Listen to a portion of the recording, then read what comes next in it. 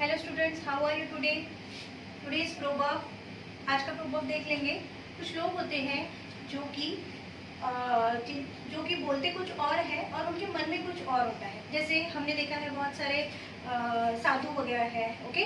वो मुंह से तो भगवान का नाम लेते रहते हैं, लेकिन अंदर अंदर से क्या होते हैं, जैसे हम बोले गुंडे होते हैं, ठीक है।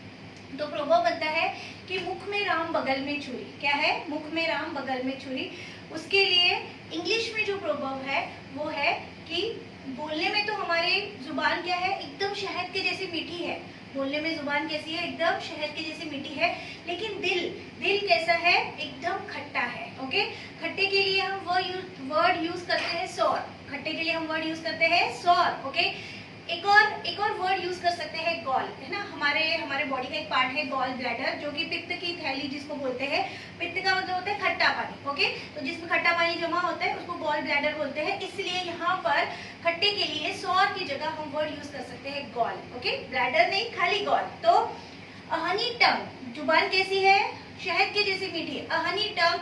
और दिल कैसा है? गॉल, यानी कि सौर, यानी कि खट्टा है, यानी कि कड़वा है, या उसके अंदर कुछ अलग है, ओके। तो a honey tongue and a heart of God. Now students, आज का जो लेक्चर है वो बहुत ही इम्पोर्टेंट है। इम्पोर्टेंट इसलिए है क्योंकि बेसिकली हमने ग्रामर स्टार्ट कर दिया, बेसिकली हमने टेंसेस स्टार्ट कर दिए है, ओके। लेकिन टेंसेस जो है वो दो टेंसेस हो गए हैं हमारे। एक तो कंटिन्यूअस हो गया है और एक सिंपल हो गया है। हमने वर्ब के फॉर्म, मैंने आपको बेसिकली बोला है कि टेंसेस सीखना, 12 टेंसेस है, उसमें से टेंसेस सीखने का मतलब पहले इसमें जाइए थोड़ा सा। हमने टेंसेस जो जब स्टार्ट किया था तो जो लेक्चर था वो था बेसिकली कि वर्ब के कितने फॉर्म्स होते हैं, ओके। Weak verb, strong verb, verb with the same form, लेकिन फॉर्म्स कितने होते हैं उसके? 5 फॉर्म्स होते हैं, ओके। तो हमें अलग अलग, अब मैंने आपको बताया कि टेंस जो होता है, कोई भी टेंस जो होता है, it is a combination of helping verb and form of verb, okay. यानी कि अगर आपको कोई भी टेंस एक प्रेजेंट करना है तो आपको जो बेसिक चीज पे ध्यान देना होता है वो होता है हेल्पिंग वर्ब, और उसके साथ वर्ब का कौन सा फॉर्म लगेगा, V1, V2, V3, V4, V5। इस तरह से हम टेंसेस के ऊपर प्रोसेस आगे बढ़ा रहे थे। हमने कंटिन्यूअस पढ़ा है। कंटिन्यूअस जो है उसमें V4 फॉर्म लगता है, और सिंपल में हमने बेसिक देखा है, सिंपल में लगता है V1, ओके। लेकिन आज का जो इम्पोर्टेंट टॉपिक है वो ये है कि ये जो V1 है और V4 है ये बहुत ही इम्पोर्टेंट फॉर्म है, ओके। अब V1 जो है, V1 को इन्फिनेटिव बोलते हैं। V1 को क्या बोलते हैं? इन्फिनेटिव। और V4 जो फॉर्म है वर्ब का, उसको जिरेंड भी बोलते हैं। आपको पता है जिरेंड भी बोलते हैं उसको, और उसको एक और चीज बोलते हैं, उसको प्रेजेंट पार्टिसिपल भी बोलते हैं। आपको समझना जरूरी होगा कि ये कब बोला जाता है। ये V1 या V4 को, प्रेजेंट पार्टिसिपल V4 को और इन्फिनेटिव V1 को कब बोला जाता है, ओके। नाउ आज हम एक और इम्पोर्टेंट चीज जो पढ़ रहे हैं वर्ब के बारे में, कि there are 2 types of verb, okay. There are basically 2 types of verb. एक होता है फाइनाइट वर्ब और एक होता है इनफाइनाइट वर्ब।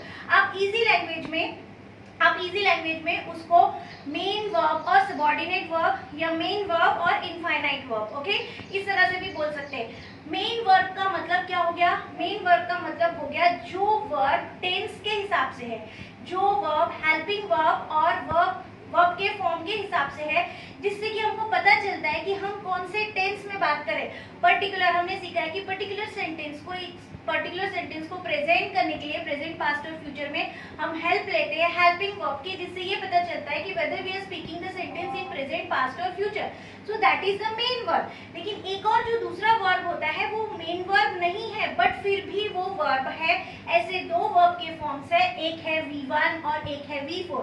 V1 को हम बोलते हैं इनफाइनाइट वर्ब, ओके, या फिर उसको इन्फिनेटिव बोलते हैं। क्या बोलते हैं उसको? इन्फिनेटिव। और V4 को हम प्रेजेंट पार्टिसिपल बोलते हैं। नाउ स्टूडेंट्स लिसन, कुछ सेंटेंसेस हम जब रीड करते हैं, तो हमको पता चलता है कि ये जो सेंटेंस है इसमें 1 वर्ब है, ओनली 1 वर्ब, ओके। कुछ सेंटेंसेस आप देखोगे जिसमें कि 2 वर्ब्स होते हैं, okay. There are 2 verbs in 1 sentence. अब आपको ये पता चलता है कि आगे अगर आप बढ़ते रहोगे, रीडिंग आप बहुत अच्छी करते हो, तो कभी कभी रीड करते वक्त आपको ऐसे सेंटेंसेस भी दिखाई देते हैं जिसमें 3 वर्ब्स होते हैं। एक ही सेंटेंस में 3 वर्ब्स, 4 वर्ब्स, ओके। अब आपको ये समझना how to comprehend, okay. How to comprehend, comprehend का मतलब अंडरस्टैंड कैसे करोगे कि मेन वर्ब कौन सा है और उसके अंदर इनफाइनाइट वर्ब कौन सा है, क्योंकि हम जो टेंस का पता चलाएंगे वो मेन वर्ब की वजह से चलाएंगे और बाकी के जो है उसकी वजह से हमको टेंस नहीं पता चलता है, but they comes under rules, okay. यानी कि ये जो वर्ब है ये डिफरेंशिएट हुए हैं, इसको दो ग्रुप में डिवाइड कर दो। एक है मेन वर्ब जो कि टेंस के हिसाब से होता है और एक होता है दूसरा इनफाइनाइट वर्ब जो कि रूल्स के हिसाब से होता है। अब रूल्स देख लेंगे। अब आपको समझ में कैसे आएगा कि कौन सा मेन वर्ब है और कौन सा सबऑर्डिनेट या फिर इंफिनिटिव वर्ब है, ओके। अब उसके लिए कुछ रूल्स है। हम सबसे पहले रूल देखेंगे इनफाइनाइट वर्ब के, ओके। इनफाइनाइट वर्ब के रूल्स देख लेंगे कि अगर वो मेन वर्ब नहीं है, अगर आपके जो सेंटेंस लिखा है वो मेन वर्ब है या नहीं है उसको पहचानने के लिए, तो अगर वो मेन वर्ब नहीं है तो उसके रूल्स क्या है, ठीक है। फर्स्ट रूल देखेंगे, अगर टू के बाद, ओके, अगर टू के बाद V1 है, V1 हमने देखा है सिंपल में V1 का यूज होता है, डू डज के साथ V1, डिड के साथ V1, शैल विल के साथ V1, ठीक है। लेकिन अगर V1 टू के बाद है, ना तो डू के बाद है, ना डज के बाद है, ना ही डिड के बाद है और ना ही विल शैल के बाद है, अगर टू के बाद V1 है तो वो डेफिनेटली इनफाइनाइट वर्ब है, यानी कि वो मेन वर्ब नहीं है, ओके। या फिर अगर फॉर के बाद, FOR फॉर के बाद V4 है, V4 का मेन वर्ब का रूल क्या है, V4 का मेन वर्ब का रूल है कि इज एम आर के साथ V4 है तो वो मेन वर्ब है, वॉज वर्ब के साथ V4 है तो भी वो मेन वर्ब है, और विल बी शाल बी के साथ अगर V4 है तो भी वो मेन वर्ब है। हमने देखा है continuous tense, present, past, future continuous के ये रूल है। लेकिन एक और तरीके से V4 आता है, अगर फॉर के बाद V4 है, अगर फॉर के बाद V4 है तो वो मेन वर्ब नहीं है, उसको प्रेजेंट पार्टिसिपल बोलते हैं, उसको क्या बोलते हैं, प्रेजेंट पार्टिसिपल। अब ये टू और फॉर, इसका अगर हम हिंदी में देखें कि ये किस लिए यूज होता है, तो हिंदी के वर्ड के लिए, ओके। अगर आपको ये प्रेजेंट करना है कि मैं स्कूल जाता हूँ, किस लिए आप स्कूल जाते हो, के लिए, मैं स्कूल पढ़ाई करने के लिए जाता हूँ, या कुछ बच्चे बोल सकते हैं कि मैं स्कूल खेलने के लिए जाता हूँ, ओके। आप कुछ भी करने के लिए स्कूल जाते हो तो वो के लिए क्या है, उसके लिए आपको यूज करना पड़ता है टू और फॉर। लेकिन रूल क्या है, दोनों का मीनिंग सेम है, के लिए, लेकिन अगर आप टू यूज करोगे तो you have to use V1, that is infinitive, उसको क्या बोलते हैं, इंफिनिटिव। लेकिन अगर आप फॉर के बाद के लिए का यूज करना चाहते हैं तो आपको उसके लिए ING लगाना पड़ता है। तो इन दोनों का मतलब क्या होता है, के लिए, टू के बाद V1 या फॉर के बाद ING। सेकेंड रूल देखेंगे, सेकेंड रूल किस चीज का, कि अगर वो मेन वर्ब नहीं है तो भी वो वर्ब का फॉर्म उसमें आ रहा है, लेकिन आप पहचानोगे कैसे कि वो मेन वर्ब नहीं है। तो तीन वर्ड्स है, कौन से है, हैविंग, गेटिंग और बीइंग। क्या है, हैविंग, गेटिंग और बीइंग। हैविंग के बाद, गेटिंग के बाद या फिर बीइंग के बाद अगर V3 है, ओके, V3 का हम नेक्स्ट लेक्चर में हम पढ़ने वाले कि V3 का मेन वर्ब किस तरह से यूज होता है, लेकिन यहाँ पर हमने लिखा है मेन वर्ब नहीं है ये। अगर हैविंग के बाद V3 है, गेटिंग के बाद V3 है या बीइंग के बाद V3 है तो that is not a main verb, that is infinite verb, okay.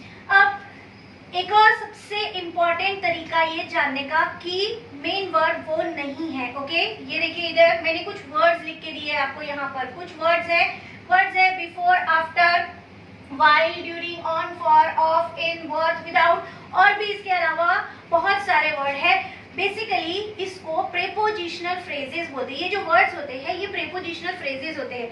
ये जो प्रेपोजिशनल फ्रेजेस है इसके बाद अगर कोई वर्ब है और वो V4 फॉर्म में है, गॉट इट, हमारा मेन वर्ब जो है V4 फॉर्म का, उसके साथ helping verb is am are, was verb, will be, shall be आता है।